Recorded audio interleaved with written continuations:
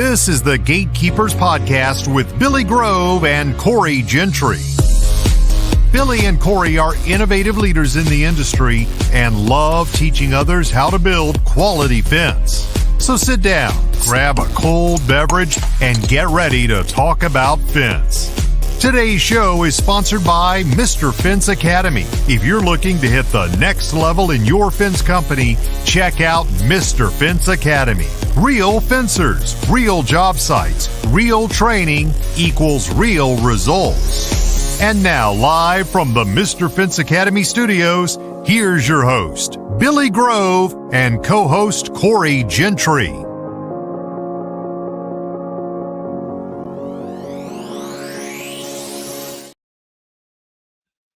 What is going on, everybody? How is everybody doing on this fabulous Tuesday evening? I hope we've had a wonderful week since the last time we have spoke, and we all had a great long weekend with no work. I know I did. I went to the beach just about every day except for Monday. We just called it a chill day. Susan, I am not burnt. That's that Native American in me. I can like put sunscreen on one time and I can be good for the rest of the day. So no burns here. But yeah, no. So we've had a wonderful week here. We got back to work today.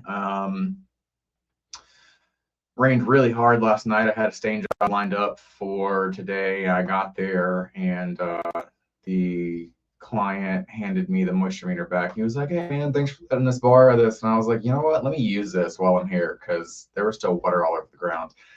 And I was getting the highest at 22.3 and lowest at 16.5% moisture. So we had to put that off for the day. Yeah, man, came back here, cleaned up the shop. And that was about it. And then, that was the day. Weekly wins is the transmission was covered under warranty, which I thought it was going to be. So that's awesome. That's awesome news. We didn't get it back today, but we'll get it back tomorrow. So, man, not having a working truck at the moment, like having them all break down at the same time is what a struggle. What a struggle. But without further ado, guys, we're going to go ahead and bring on our guest, Mr. Shawn King, and we're going to just go ahead and jump right into the podcast, man. It's going to be a good one, and y'all let us know where you're watching from. I see Susan down here. Hey, y'all, what is going on, Miss Susan K. Worley? I watched you earlier. But yeah, here we go. We're going to go ahead and bring on Mr. Shawn King. Oh, wrong button. There we go. What's going on, buddy? What's happening, man? How are you, sir? I'm back in the Indiana States, brother. Enjoying nice weather. I see that, man. Yes, you have down there. So. How was your long weekend? Well, it could have been better. We tried going to the lake, and if you own a boat, you know what I'm talking about. Yeah, the first day out, one motor down, steering down. Yeah. So we made the best of it, man. We moseyed out to a cove and that's chilled, 3 days in a row. That's what we did. So that's awesome. Relaxed a little bit, but mostly I was just thinking about all the stuff I got to do this next week. This week. Man, I left my phone in the beach bag for the majority of the time. I didn't even really even touch it. So I was I was completely disconnected for the whole weekend. So that was great. That was a great feeling. So very much needed after all of the bullshit, excuse my French, that we've dealt with the past 2 weeks. So it was nice to be able to just shut down and turn off and be like, you know what? Tuesday's a new week. Well, we tried to get early start, Friday, but we had 3 super fencers that needed to get out the door Friday.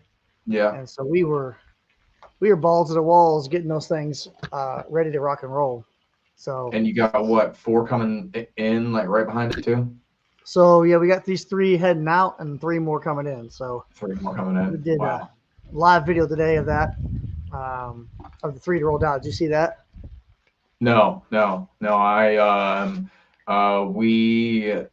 I didn't even I barely touched my phone today. We were at the shop all day.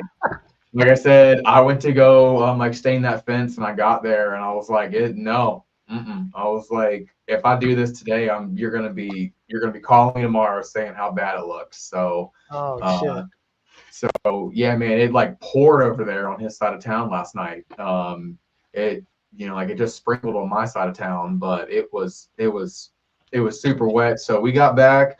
We had to do some maintenance on some drivers and clean up the shop, and we routed some posts for the job tomorrow. So there was things to be done, absolutely. Yep. But all right, we got Mr. Mike Levy here. How are you doing tonight, sir? All My right, man so Mike, East Coast. yes, sir. East Coast National Metal Industries. We are going to give a shout out to them as awesome, awesome stuff. But we're just going to jump right into it, Shawn. So I'm going to my first question, and it's kind of your story. So I know you released the Mr. Fitz Academy like versions of your story, and you don't have to do the full like I think all 3 parts are like 45 minutes. But it was a great one, man. I sat there and watched all 3 parts. I sat there and I went into a zone for 45 minutes and I watched it. But kind of give us your story about your upbringing into the fence industry and your journey to where you're at now. Well, I'll try to keep this within a few minutes, so we're going to skip a lot of the details. But we started in the fence industry following my stepdad around as young as 8 years old. I was exposed to the fence business as a side job, right? My stepdad was in the military, and to make extra money, he would build fence on the weekends and his days off.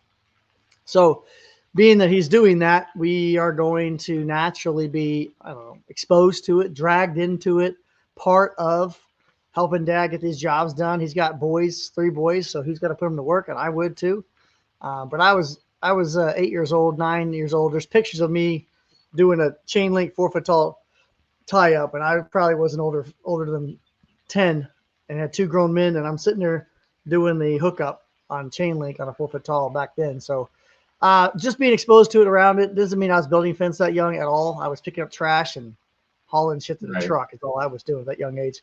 I will say that I did start actually running a crew before I could drive a truck. So I was a foreman before I could drive the truck. So they would have to drive me to a job site, and these guys are grown men, and it didn't really work out very well. I didn't have the right attitude. Yeah, like my stepdad didn't train me very well in that respect on how to talk and communicate. So these guys we had working for us, I would run them off every other week.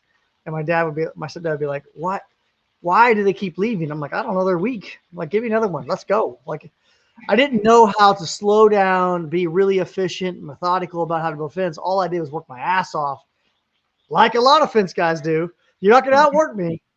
And redo shit, double down on it, do shit the hard way, just get it done. It's all the way I know how to do it. This is how we're going to do it. Boom, boom, boom. And wear these dudes out. And they'd be like, I'm not working for that kid. He's out of his damn mind. We're going to get done till 9 o'clock at night. Like, no. And I'd be like, well, it's only 200 feet of fence. We're going to get it done today. Back then, I thought that was monstrous. And I put 18-hour days in and do what we do now in a few hours. But so, yeah, I wasn't very good at being a foreman in the younger years. As I became older, 21, 22, started realizing that there's a lot more to running a fence business than building fence itself. And that's where I really differentiated from my stepdad. He was a doer. He was a guy that would just get it done, but really didn't have maybe the experience, the passion, the know-how. He missed the boat on like the financial and understanding running a business to make money. Like, making sure we're charging enough money for the jobs. And so there was a huge disagreement at that point in my life where I was old enough to know better and old enough to say, I'm not doing this no more. And so we had a kind of a breakup in the family, and I went off and did my own fence thing. And then he went off and did his own fence thing. And the rest is history, right? So he's been out of the fence business for a long time, and we have been steadily climbing and trying to do our best to thrive since then. somewhere around that when I broke off and did my own thing is when I really had freedom to start working on efficiencies and tools and methods. And I didn't have someone tell me no, so I could try things. Like I could daydream or dream at night and all night long. And how do we run pickets faster? How do we dumb it down to where people can do what I'm doing even better? Right. I thought I was pretty good at building fence, but I really wasn't that good at building fence. Not when you compare it to what guys are doing now with less effort, right? Like we got kids that are just zero experience. And I thought I was the shit, but you don't know what you don't know until you learn what you didn't know. And so we started building, and straight away was one of the first tools that we had. And then the equalizer was like another early on tool.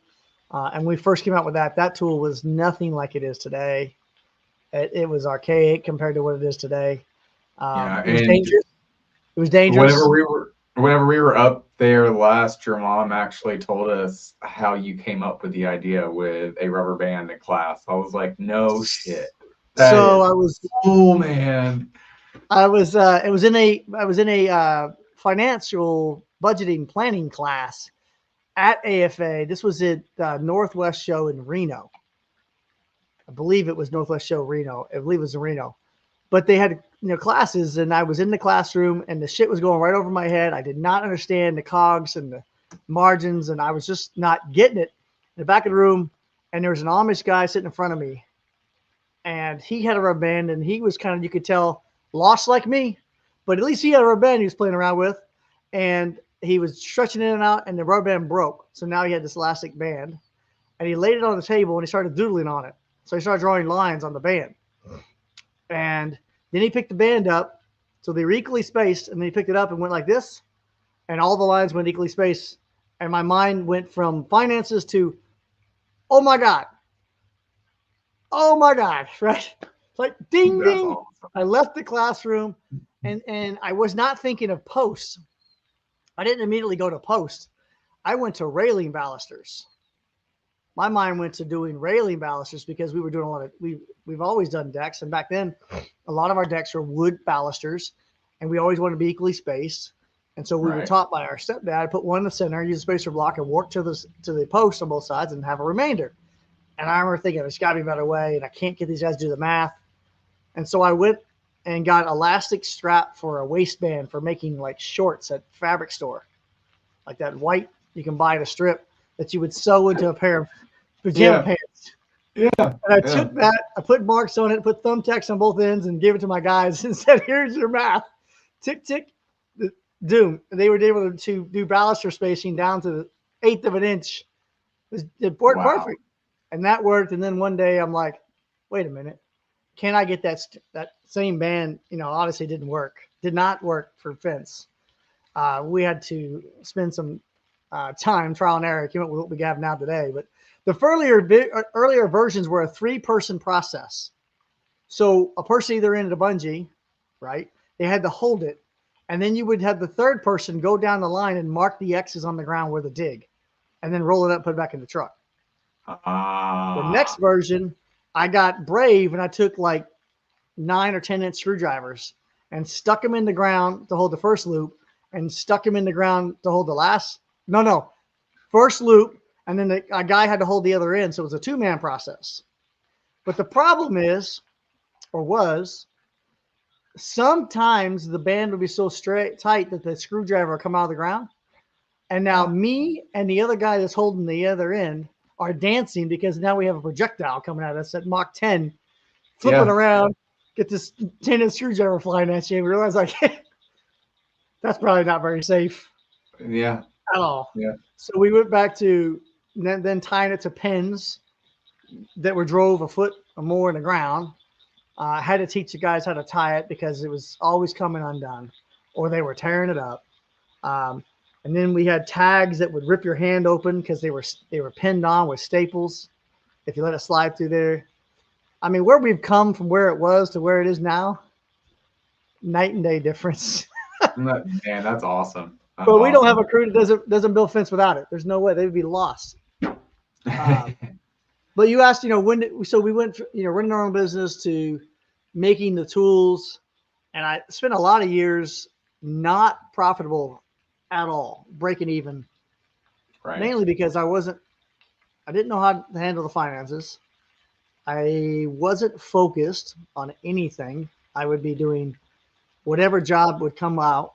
Like my ego would say, I could build that. I can sell that. Doesn't mean I'm gonna make money at that. And that's a key nugget you should pay attention to. It's not about Right. what you can do. That's not how you're gonna be successful. It's what should you be doing? What are you good enough to make money at, right? So for a long time I took on jobs that were over our head, but I did them because I felt like it was bolstering my ego. Made me Mm-hmm. feel like I was a super ninja. Like, well, I built that. Um, we built some pretty exotic fences and didn't charge enough. Basically like doing a piece of artwork and charging for a thrift store flea market price. Right. Because, I didn't understand. It's not about what I would pay for it. This is what I thought of as I was bidding jobs. Like, I would never pay that much for it, so I'm going to bid it for this. No, I'm not my customer. It's what would your customer pay for it? They want that, right? What's the value to them? Not what's the value to me. It took me a long time to figure that out. But we were not focused. I was focused on tools, training. My first training event was in Evansville. We had some guys fly in from Australia. As a manufacturer said, you got to see these guys build a fence. And we did a job, and they had a stopwatch going, pictures, and we just blew their minds. And we were just doing what we do every day. Like, I didn't know there's any other way. We had gate spacers back then, like SpaceX's. We had Thumper. We had Protector. We had Equalizer. It's like 2005. And ratchet strap for racking gates, all that stuff back then. So they flew us to Australia to go train. That was my first actual hired to go train a fence company in 2005 was Australia. We had a lot of guys over there. So the journey kind of went 2005, started training, tools were taking off, went to a couple of fence techs, wasn't making any money in the fence business, that's for sure, just surviving.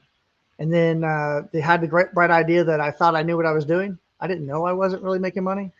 So I started Deck Pros, Fence Pros, Stain Pros, King Enterprises, Mr. Fence of Kentucky, which was the franchise, Mr. Fence Tools, Mr. Fence. I think it adds up to like 7 or 8 businesses. Right. In 06 to 08.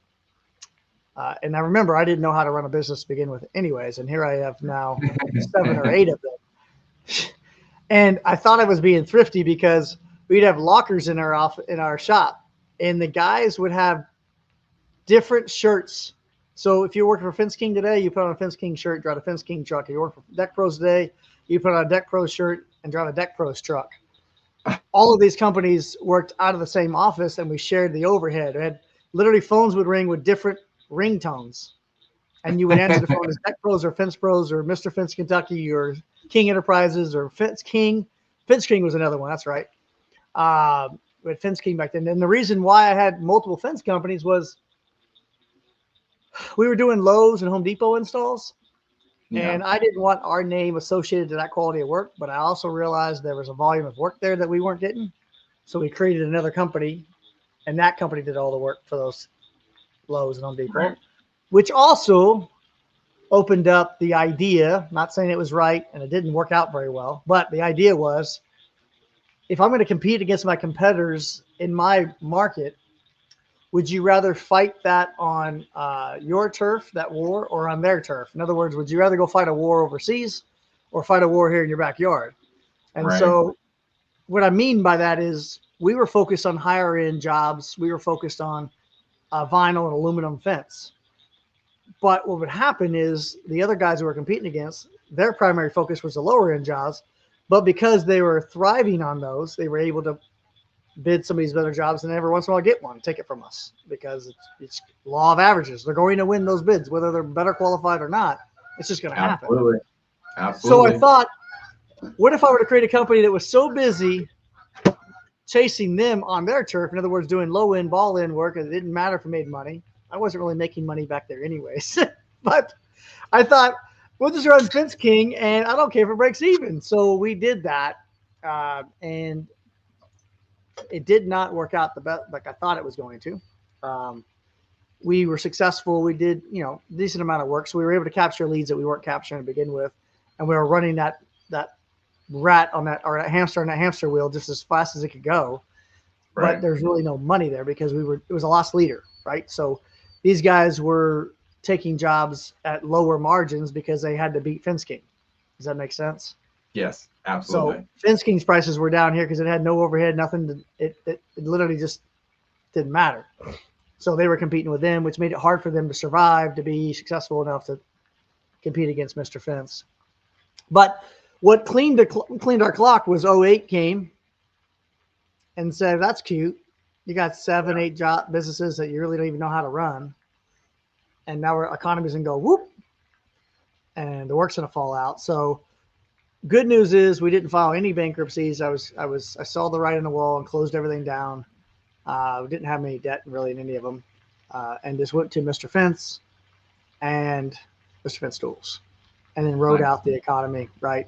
And here we are, I don't know how many years later, but we've learned how to manage the finances a lot better, be more efficient in getting stuff in the ground. And now teams putting fence exponentially faster than I ever did, with way less training, way less effort, utilizing a ton of tools and methods. And I think we build tremendously better fence even now, even with taking almost like bringing the customized piece of it out of the equation, like taking Shawn King out of the equation and saying, all right, look, it may not be exactly the way you're going to build it, but does it meet homeowners' expectations? Does it exceed our industry average? Yes. Absolutely. Okay. Absolutely. That makes sense. Absolutely. Heck yeah, man. That's what I love so much about the like King's Plus method. It's amazing. Speaking of, we have one coming up on Friday, so. Oh yeah. Pretty excited about that. Yeah, man. Pretty excited about that. We got a King Plus training coming up in Michigan, 4th, 5th, 3rd, 4th, the 5th, June 5th. Yeah, 5th. June 5th. Michigan, JLH Fence up there, Gaylord, Michigan, Jordan Hunt, be one of his job sites. It'll be a King Plus training. So if you're interested, my northern guys, right, keep asking. I know Gaylord's pretty high up there, but it's there. It's happening. It's going down. And if that doesn't work for you, wrong, right? We're going to prove them wrong that you can't drive stuff, right? Well, I think we're past that, right? I see less of that these days. Like, there's still a few guys that just say you can't do it here, and that's fine. But the masses aren't at least tearing us up anymore and saying that's impossible. Oh, man, I had a funny experience with that the other day on one of our local contractor pages. Some dude posted a fence, and it was god awful. So, like, instead of me, like, blaming him, I was like, can I DM you? And so, like, we started like talking, and then he was like, no, I know it was trash. The homeowner insisted that it looked like this. Here's my fences on normal. I was like, all right. I get it, but I don't. I'm not going to let a homeowner tell me how to build a fence. But, like, I get it. But, like, and then, like, he was like, oh, hey, y'all are the ones that are driving posts, right? I'm like, yeah. And then he was like, oh, well, and, like, I'm not going to say any names because he was name dropping and everything. He was like, well, such and such, like, I've heard people complaining about, like, they're having problems with them. I'm like, what are they having problems with? I was like, because I can tell you right now, I can go take my MT100 and I can pull out a bailed out 30-inch hole with like 120 pounds of concrete, almost like butter. And I got that MT100 up on its tippy toes pulling out a German post. So I don't understand. Like, please explain to me what you think is like different. And he was like, oh, I don't know, man. I just don't trust it without concrete. I'm like, all right, well, I mean, you can not trust it, but I'm telling you, I've seen them, and it's absolutely stronger, and it's absolutely a way better method. So, Yeah, it's okay that not everybody embraces it, right? We need that differentiation. Absolutely. It's going to help those that are pioneering the way to thrive. Period. Bottom line. Like, yeah, it's fine. We don't need everybody to adapt. We don't need everybody to agree. Eventually, somebody will take it another step further and pioneer something even better. I don't know. Floating things. Yeah, I know, right? We'll have something that just grows out of the ground. Gravitational pull. And we're like, that's bullshit. You can't do that. You got to have a pole in the ground. Oh, that's wonderful. It's Oh man, happening. I see it. Oh, Mark it. absolutely happening. Absolutely happening. Mark it So, down. right. All right, man. What was the drive behind the Mr. Fence Academy? What was the drive behind like starting that? Because I love everything that you do, like with that. Yeah, it's a learning what your true passion or gift is. It's something we talked about at the retreat recently. And my true gift, absolutely, is not building fence. Nope, is not building fence. There's a lot of guys out there that are more talented at the doing of building fence than me. Mr. Fence is that's just not my talent. My talent also, my gift probably is not running the finances of a business either. It's really uh, something that I've learned the hard way. It took me a long time to get through the weeds on that, and we get by. We do pretty well with it. But what my gift is, what fills my cup, what makes me happy, what's really I enjoy doing, is sharing and teaching. And it really came to fruition in law enforcement when I was in there for about 9 years. Um, as I went through that process, about midway through, I became a FTO. So this has been like 2014, 2015. And as an FTO, that's what your field training officer, that's what you do is you train the new people over and over and over. When you get done training this one, you train that one. You get done with that one, there's another one coming. So, and we're talking about like how to drive a car, how to talk on the microphone, how to make a traffic stop, how to tactically enter the house, how to do everything. And it's like deja vu, right? It's almost like Yeah. Groundhog Day over and over. You're Yeah. like, and what I learned was, man, I really like seeing the light bulbs go off. I like watching people go through that process of being scared, intimidated, no confidence, or have just flat out no clue, and then watch them become successful and see them, heck, become better than I ever was, right? And so Right. that part of it is what drove the academy piece as I started helping some people um, through what they thought were catastrophic problems in their fence business. I remember thinking like, that's cute. That's the problem you have. Oh shit. That's nothing, right? Like Right. you're not even in the ballpark of problems, bro. Let me tell you. If it'll make you feel better, I'll share all my problems with you and you'll just and so doing that and experiencing that and seeing the light bulb goes off it took me a while to realize that that's really what I'm most passionate about. But I had to organize it. It couldn't just be me just willy-nilly going around helping people here, there, and everywhere. There had to be some sort of organization to it. And I wanted it to become a platform much bigger than Shawn King, where there's a lot of people that have a vehicle and opportunity to grow and share what they know, what their gift is, what their passion is, with others as well. So the hope is we're not even done, not even close to done with Mr. Fence Academy. We want Mr. Fence Academy to end up being just a whole group of vetted and really passionate, dedicated individuals that are on a mission to help others. It just so happens that we're doing it in the fencing industry space. I don't think we're always going to stay in industry space. We're having talks with another coaching platform, and we may end up partnering with them, which is a whole other industry. But sharing what we've learned in our industry, what they've learned in their industry, and bring it together. And again, you're just helping people become more financially successful, less stressed, take care of their families, which goes back to the core mission. I say it all the time. Take care of your team plus one, and it starts with you. You got to make sure you're squared away first, so you're not a liability for somebody else to take care of. Don't be somebody else's plus one, which means you got to have your shit squared away. But also make sure that no one on your team is somebody else's plus one, and then find somebody else out there that needs a little help. Make that your plus one. And if we all do that, this world would be a totally different place. So so the academy has grown into an opportunity, a vehicle, or a platform to not only let me share my gift and my passion, but hopefully to give us a vehicle for multiple people to do that same thing on a vetted, trusted network of coaches that if somebody, it's just like other academies in other industries. If you say, oh, I came from this academy or I went to that college, you're like, oh shit, he went there. It's because not one guy there, but there's the whole platform of people that are dedicated in the right direction. Does that make sense?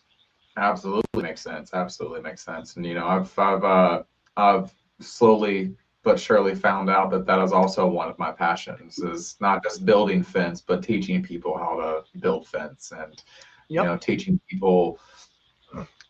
I might have more of the in the field experience, but that's one of my favorite things, man. Is taking a brand new person. It could be a kid, it could be an older man, it could be whoever, and just watching them get the process and be like, oh man, this is a lot easier than I thought it was going to be.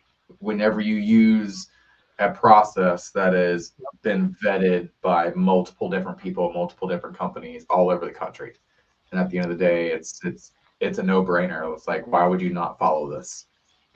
100%. Yeah. So that's why, and it's Heck yeah. growing exponentially. I can tell you what, it's doing what it's supposed to be doing. Heck yeah. Well, hey, who was the first member? I think the first member, I want to say, is Chris Steele. I thought so. Because every time I like ask him, he's like, "No, I wasn't the first member." I was like, "Yes, you were. Just take it." It was close. Take it. Yeah, So Chris Steele, Chris Gass, like those guys. I was coaching at my kitchen table in the evenings, right? So like, I remember eating dinner and a Zoom call with those guys. Like that was way back in the beginning. Yeah. But I think they were pretty damn close. Cannon Johnson was an early one as well. Yeah, way back. Heck yeah, man. Heck yeah. Well, all right. So let's talk about some demo days at the Fence and Security Show by the FWA in September coming up, because I know. Heck yeah. I'm pretty excited about it.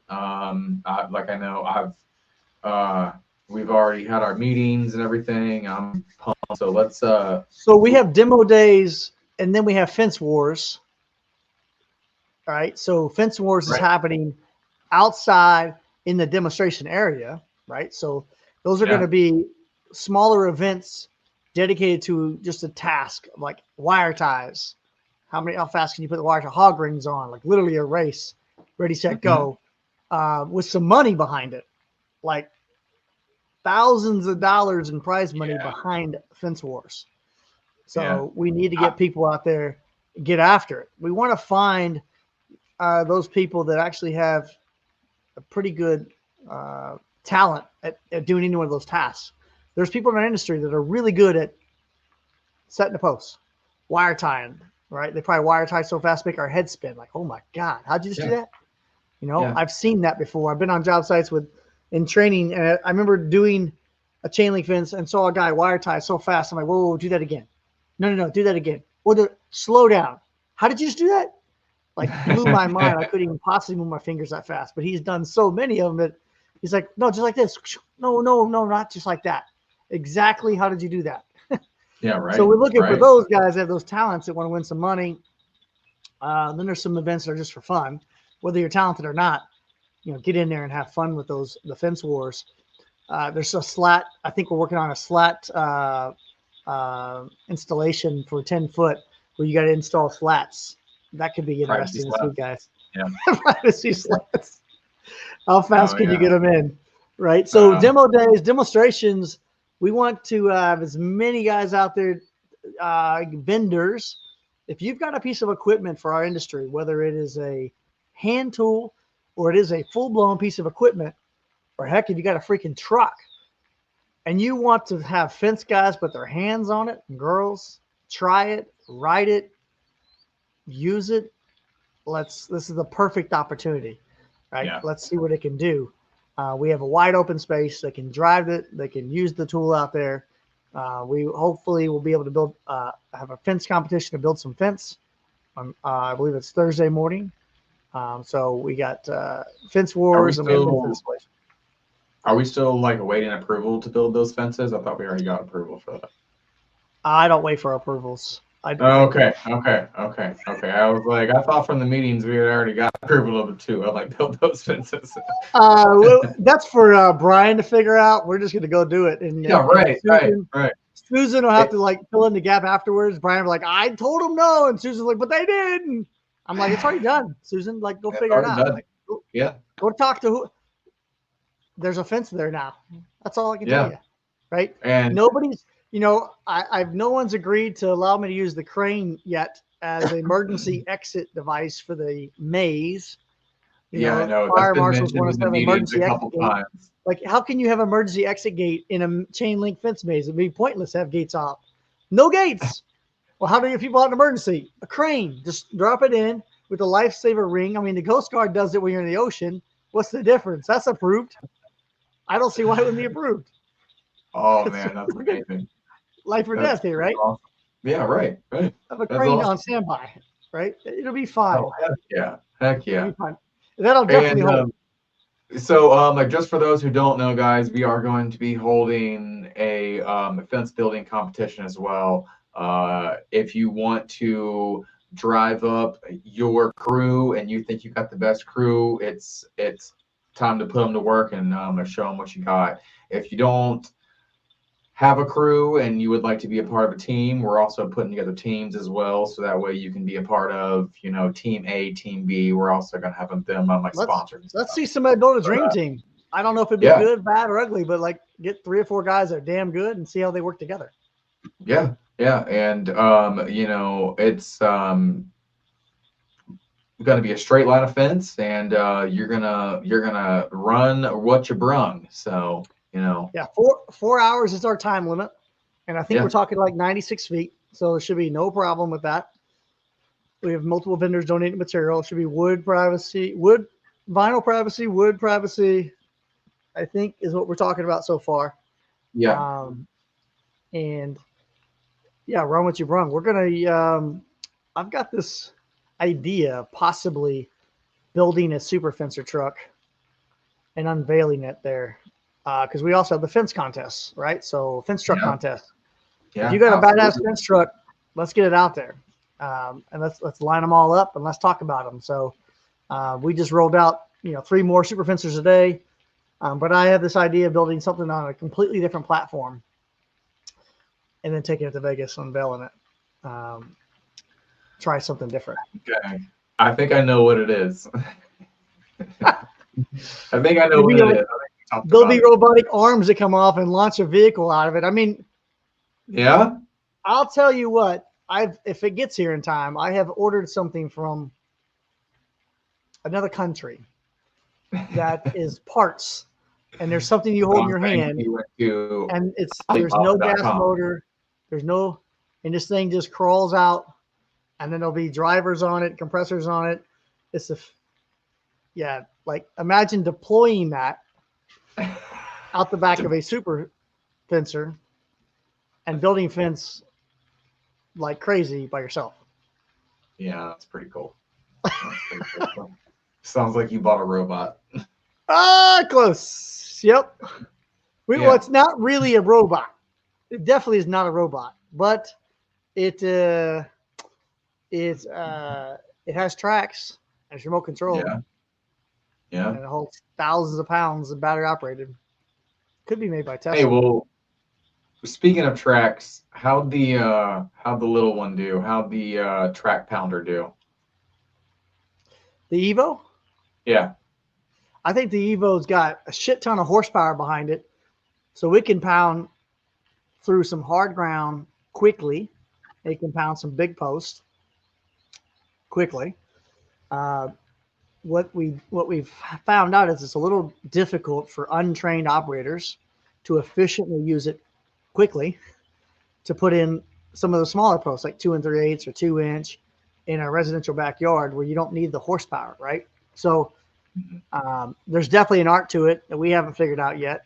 We actually damaged the metal crowl of it by using the mask inappropriately, trying to dry posts, and then somehow brought the mask in too far and damaged the front metal protective crown of the motor, which is not good. But that's absolutely due to not having it dialed in as an operator. So the downfall is getting over the hump with operators on operating it, hauling to the job site. But hands down, it's got more pounding power than any gas-powered hydraulic pneumatic handheld unit by monumental amounts, like enormous more power, but Right. almost like too much power. It's hard to keep the posts exactly where you need it without a bunch of movement. So time it takes, right? We can drive with the bull in most conditions, or even a US hammer in most conditions, in less than 2 minutes. But it might take a minute or two to get the Evo lined up in position and the post lined up and everything ready to go before you start pounding, even though when you start pounding, it'll push the post in 15 seconds in the ground. But at that speed, it's hard to keep it plumb at the same time. It's happening so fast that Right. you got to slow down to make sure it's going to the ground so damn fast. Is it going exactly where we need it to go? Right. So Right. fantastic machine. And I think it's just going to come down to user experience, get behind the machine in a wide open area, use the shit out of it, become good with it. And maybe it's also dial in the controls, right? So this is first one. So it's a little bit aggressive. You touch the button and it moves quite a bit. If we could dial those back where it's a little more, what would I say? Not user friendly, but less reactive.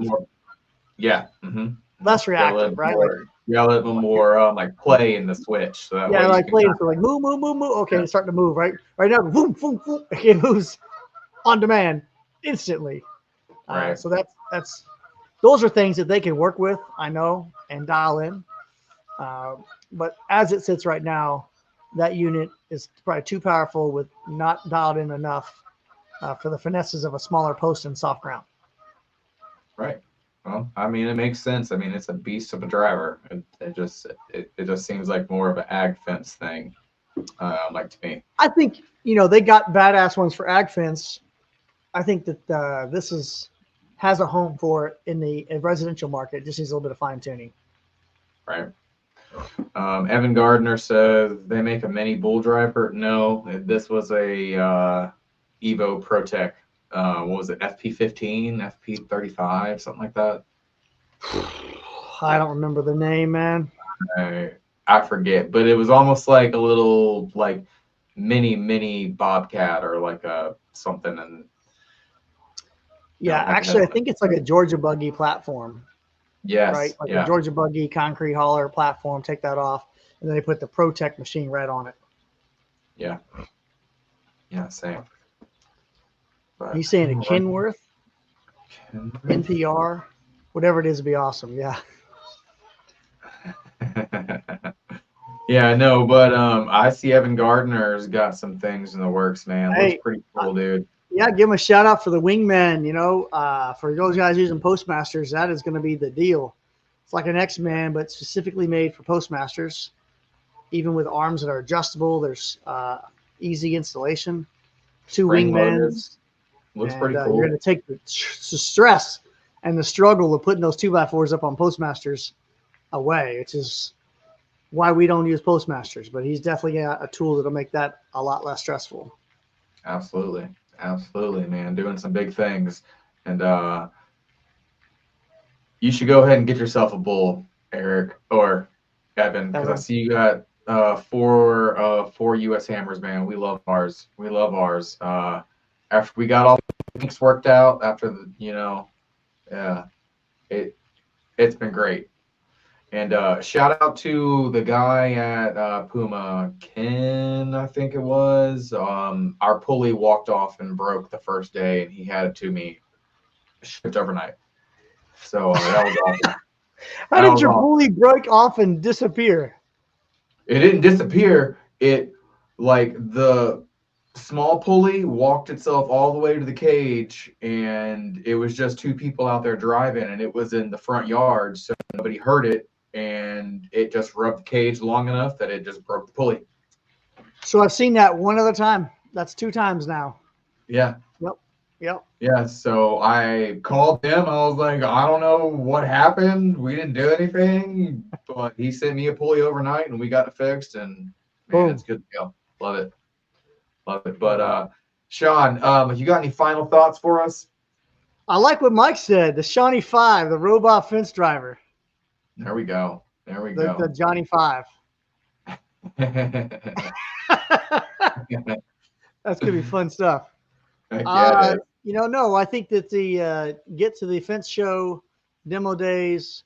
If you're a vendor and you're thinking about coming to demo days, like there's no better place and time that we've seen in any recent events to demonstrate your And products in real life than at the demo days. also, guys, right? we forgot to say it is a 23-acre lot.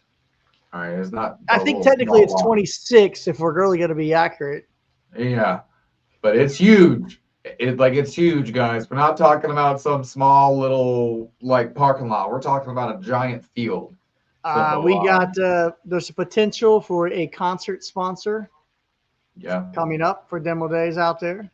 That should be hopefully finalized here very soon. Get some good times out there. I could see a bunch of guys and girls hanging out in the demonstration area with fence trucks everywhere and fence supplies and fence tools. It sounds like a good time. yeah, it So, does. we also have Mr. Fence Academy installation training in Evansville, June I think it's 13th 10th, and 14th, Thursday, Friday. 13th, and 14th. It's the day before Father's Day. Day before I got to leave town to go do a training in Denver. 13th and 14th. So that's on Eventbrite. That's on Mr. Fence Academy Facebook page. Message me. We're going to be doing vinyl, aluminum, and wood, no dig in Evansville. All three? Yep. Nice, nice. Guys, if you have not been to one of these trainings, you need to get there. Get to the one in Michigan or get to the one in Evansville. It is going to be a guaranteed good time. And you're going to walk away and you're going to get in that plane or you're going to get in that truck to go home and you're going to think about everything that happened. And when you get back, you're going to be so pumped to go put some fence in the ground. It's going to be unbelievable. It's just a great experience to have guys passionate, dedicated in a relaxed environment on a job site, right? Yeah. Real job site, real fencers, real training equals real results. It's different than what we've seen in our industry before. What we're doing is pretty cool. It's fun. Get you fired up. Man. Dude, I mean, every time we come back, I like the next 3 to 4 weeks, I'm just like absolutely pumped. Like, I do also have we have a new, I don't know if it's called a tool or not. We used to have this many years ago that we just built 3 more of. So I wouldn't call them prototypes because this is us rebuilding the same tool that we had 10, 15 years ago, bringing it back to life because we're finding a need for it. So if you have wood gates that are warping, where the top or the bottom of the wood gate moves in or out and does not line up with the latch post. So not a sagging gate, but if you have a gate that's twisting to where the homeowner calls you back and says, hey, the top of the gate is in, the bottom of the gate's out, or vice versa, we have this thing called the de-warper. And you can attach it to your warped gate, no matter how old it is, or a sagged gate. It'll fix that too. Once you attach it, the homeowner turns a knob and controls the twist. So as you go through the season, when the gate gets wet, weathers, go through the winter season, the summertime, it dries out really bad, you can turn that knob, the homeowner can twist it just with a hand turn, very easy to turn it, and it will walk that gate perfectly back in line. Easy to install with 2 lags, that's it.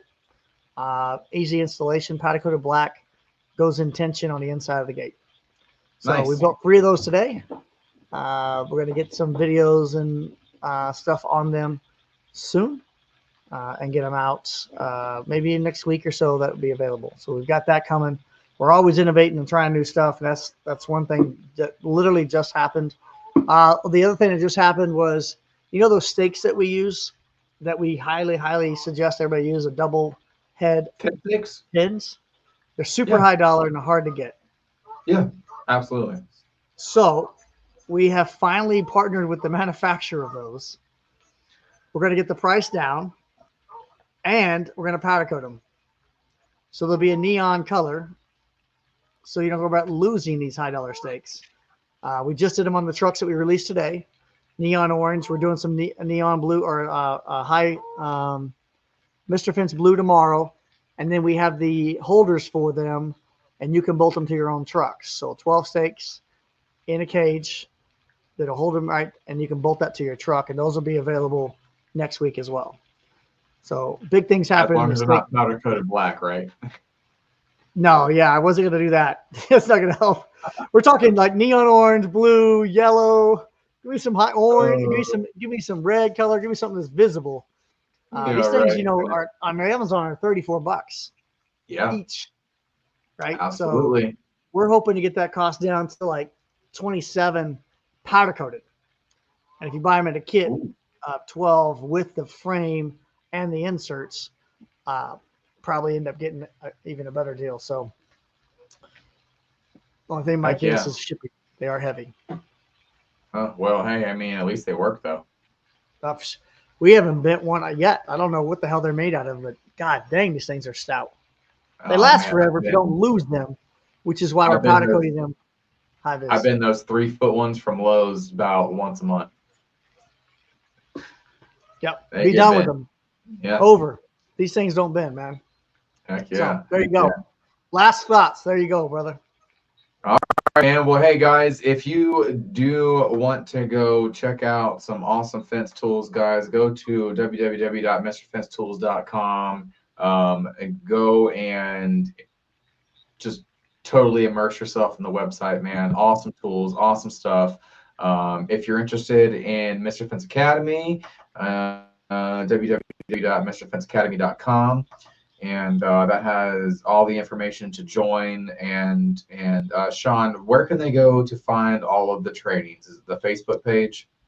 So you have Mr. Fence Academy Facebook page for the events. We keep those on there. We also do pro fence tips and tricks, where we always post those events there as well.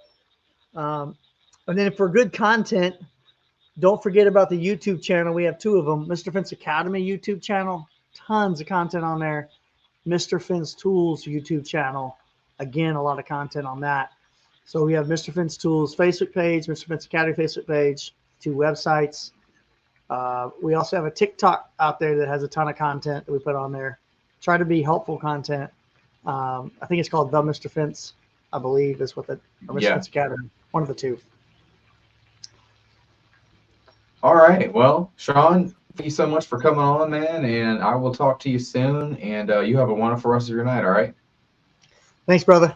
Take care of Team Plus One. See ya. Yes, sir. All right. Bye. All right, guys. Well, that is the show for tonight. And guys, thank you for commenting. Evan Gardner, thank you for commenting. Mike Levy, as always, thank you for watching, sir.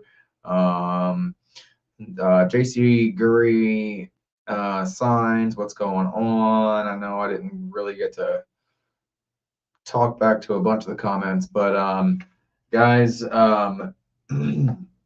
if you have not been to one of these trainings, I cannot stress enough to get yourself to one of these trainings. I don't care what it costs you. Shut down your company for the last half of the week.